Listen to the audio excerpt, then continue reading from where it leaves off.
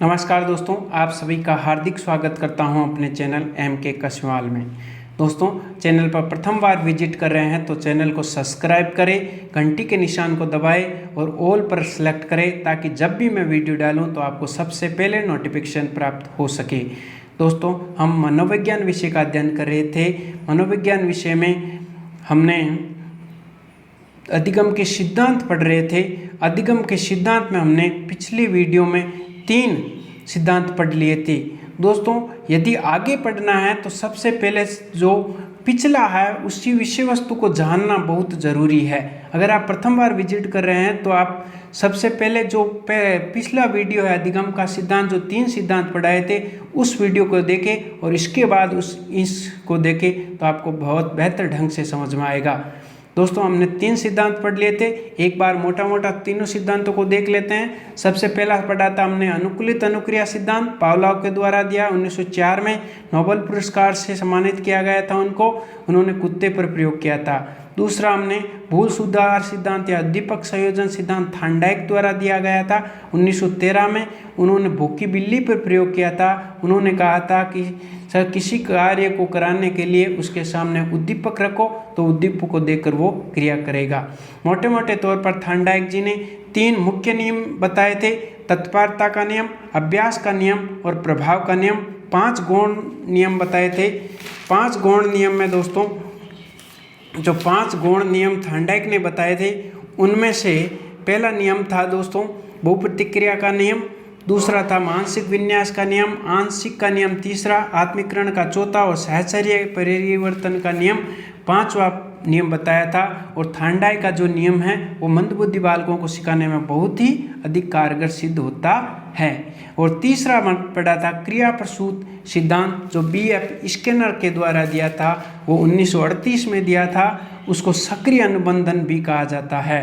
अर्थात स्किनर का सिद्धांत जो थार्नडाइक और क्लार्क हल के सिद्धांत पर ही आधारित है। उन्होंने कहा था, जो क्रिया प्रसूत सिद्धांत में सिर्फ ये कहा था कि उसको पहले पुनर्बलन मत दो, जो कार्य होता है उसके बाद में दो, यानी बच्चे को पहले क्रिया करने दो कोई भी, और अंत में जब परिणाम मिलने वाला है तब अंत में उसको पुनर्बलन दो। इन्होंने क्रिया प्रसूत नियम में जो चूहे और कबूतर पर प्रयोग किया था। दोस्तों, हमने 3 सिद्धांत पढ़ लिए थे। उनमें आज चौथा सिद्धांत है क्लार्क हल का है दोस्तों, पुनर्बलन सिद्धांत। पुनर्बलन सिद्धांत क्लार्क हल। अन्य नाम है दोस्तों प्रबलन का सिद्धांत, व्यवस्थित व्यवहार का सिद्धांत, अधिगम का क्रमबद्ध सिद्धांत, चालक न्यूनता का सिद्धांत, सबलीकरण का सिद्धांत, यथार्थ एवं परिष्कृत सिद्धांत। इनकी पुस्तक का नाम है दोस्तों प्रिंसिपल ऑफ बिहेवियर, अर्थात प्रिंसिपल ऑफ बिहेवियर नाम की पुस्तक है, इन्होंने रची थी। नवीनता से प्रस्तुतिकरण, यानी कि आपको पूछ सकते हैं कि जो क्लार्क हल का है पुनर्बलन का सिद्धांत है वह कौन सी पुस्तक पर आधारित है, तो प्रिंसिपल ऑफ बिहेवियर। दोस्तों, अगर ये ऑप्शन में नहीं आए और अगर व्यवहार के प्रमुख तत्व आ जाए तो इसको भी देखना है, क्योंकि इसका नया संस्करण ये छपा हुआ है, व्यवहार के प्रमुख तत्व है। दोस्तों, इस सिद्धांत का प्रतिपादन क्लार्क हल ने 1915 में अपनी पुस्तक प्रिंसिपल और बिहेवियर में किया है। क्लार्क हल ने अपने सिद्धांत में आवश्यकता पूर्ति पर सर्वाधिक बल दिया है, यानी आवश्यकता को उन्होंने मेन चीज माना है। थार्नडाइक के अनुसार व्यक्ति की अनुक्रिया उद्दीपक के माध्यम से प्रारंभ होती है, लेकिन क्लार्क हल के अनुसार आवश्यकता पूर्ति के कारण प्रारंभ होती है। दोस्तों, हमने भूल सुधार सिद्धांत में हमने देखा था, जो थार्नडाइक ने 1904 में दिया था। उन्होंने कहा था कि जब सामने उद्दीपक रखा था तब क्रिया होती है, यानी उन्होंने बिल्ली के सामने जो मांस का टुकड़ा रखा था, टुकड़ा को देखकर उसने बिल्ली ने अनुक्रिया की थी। लेकिन ये कहते हैं, क्लार्क हल कहते हैं उसको, यानी कि पुनर्बलन की आवश्यकता ये नहीं है, अपने आप आवश्यकता होगी तो वो अपनी क्रिया कर लेगा। क्लार्क हल के अनुसार जिस वस्तु में व्यक्ति की आवश्यकता पूर्ति होती है उसे सीख लेता है, और व्यक्ति सीखने की प्रक्रिया हमेशा चलती रहती है। मोटे मोटे तौर पर क्लार्क हल ने यही कहा था कि यदि बच्चे को आवश्यकता होगी तो वो अपने आप सीख जाएगा। यानी करार खल के अनुसार यदि भूख लगेगी तो भोजन अपने आप कर लेगा, उसे पुनर्बलन की आवश्यकता नहीं है। यानी पुनर्बलन के पक्ष में न होकर विपक्ष में है कौन है, जो कलार खल है, जो पुनर्बलन का सिद्धांत कहता है। तो दोस्तों ये थ्योरी है, पुनर्बलन का सिद्धांत है, इस आधार पर कार्य करता है। दोस्तों सबसे पहले आवश्यकता होती है व्यक्ति को, कोई किसी चीज़ की आवश्यकता होती, जैसे पानी पीना है किसी को, तो उसको आवश्यकता हो गई कि भाई मेरे को प्यास लगी है तो पानी पीना है, पानी पिएगा तो उसको आवश्यकता महसूस हो गई, यानी शारीरिक आवश्यकता हो गई, आवश्यकता हुई तो वो क्या करे, चालकता न्यूनता, यानी वहाँ से जाकर जो हमारे जो मटका पड़ा है उस मटके के पास में जाएगा। जैसे ही मटका दिखेगा उसे, तो मन में ये सोचेगा उठ कर क्या करूं, उठकर उसको मटके में से पानी पी लूं। तो जाने में मेरे को समस्या होगी क्योंकि उठना पड़ेगा, उसके बाद में थोड़ा मेरे को प्रॉब्लम भी होगी, तो तनाव होगा, फिर मेरे को पुनर्बलन मिलेगा, यानी पानी पीऊँगा तो एनर्जी हो जाएगी और फिर शक्ति की प्राप्त होगी और अंत में उद्देश्य पूर्ति हो जाएगी, यानी मैं पानी की गिलास पी लूँगा। ये है दोस्तों कहने का मतलब, सबसे पहले आवश्यकता होगी, आवश्यकता को देखकर वो क्या करेगा, कार्य करेगा, यानी कोशिश करेगा, फिर किसी से अभिप्रेरणा मिलेगी, फिर समस्या होगी, समस्या आने पर उसका समाधान निकलेगा, फिर पुनर्बलन के साथ उद्देश्य की प्राप्ति हो जाएगी। इस डायग्राम का आप दोस्तों स्क्रीनशॉट ले सकते हैं ताकि आप अच्छे से डायग्राम बना सके। दोस्तों स्क्रीनशॉट ले ले,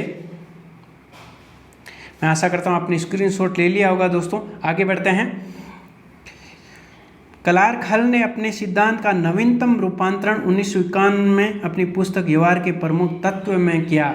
दोस्तों अभी जो किताब प्रिंसिपल ऑफ बिहेवियर थी, उसको दोस्तों अब नवीन रूप में व्यवहार के प्रमुख तत्व के रूप में पढ़ा जाता है। स्किनर के अनुसार आप आज तक का ये अधिगम का सर्वश्रेष्ठ सिद्धांत है। यानी दोस्तों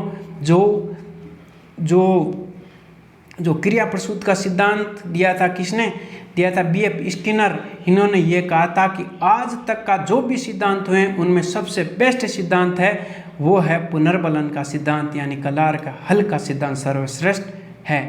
परीक्षा में पूछा जा सकता है कि स्किनर ने किस सिद्धांत को कहा था कि सर्वश्रेष्ठ सिद्धांत है, तो पुनर्बलन का सिद्धांत कलार हल के द्वारा। दोस्तों आगे बढ़ते हैं। दोस्तों आशा करता हूँ ये सिद्धांत आपको समझ में आ गया होगा। अगला सिद्धांत देखते हैं, समीपता का सिद्धांत, एडविन रे गुथ्री। इसको स्थापनता का सिद्धांत भी कहा जाता है। दोस्तों एडविन रे गुथ्री के अनुसार जब उद्दीपक अनुक्रिया एक साथ प्रस्तुत की जाए तो दोनों के मध्य संबंध स्थापित हो जाता है, जिसे अधिगम का समीप का सिद्धांत कहते हैं।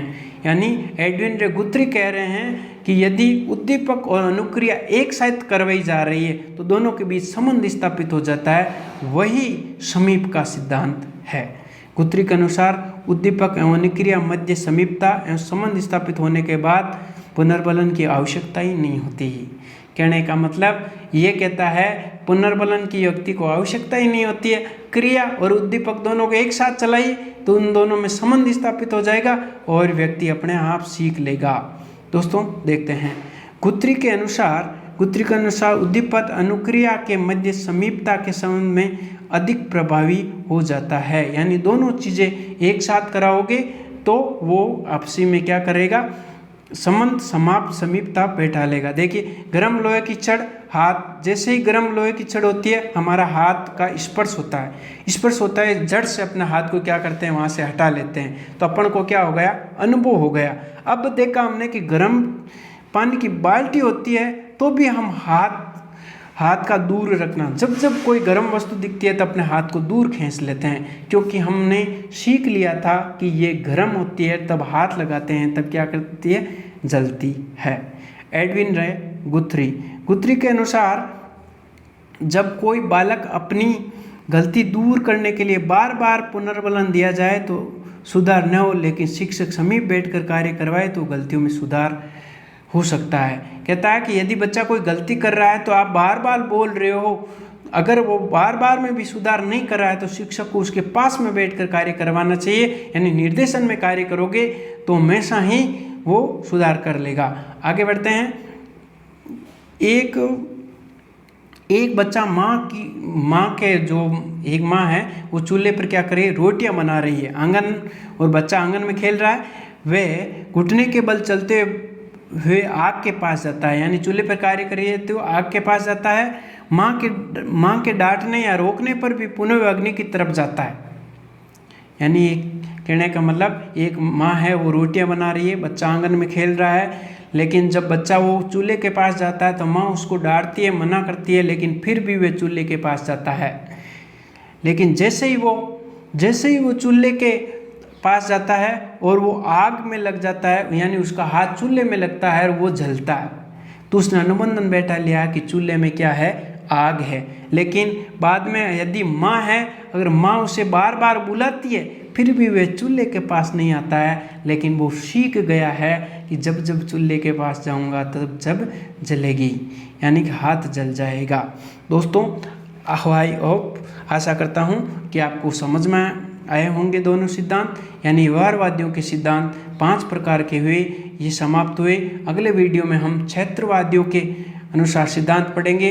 दोस्तों आप एक बार फिर से आपको बोल रहा हूँ कि आप नोट्स बनाते चलोगे तो आपको अच्छी तरह से समझ में आएगा। चैनल को सब्सक्राइब कर ले और लाइक करें और दोस्तों को शेयर करें। धन्यवाद। जय हिंद, जय भारत। Thank you.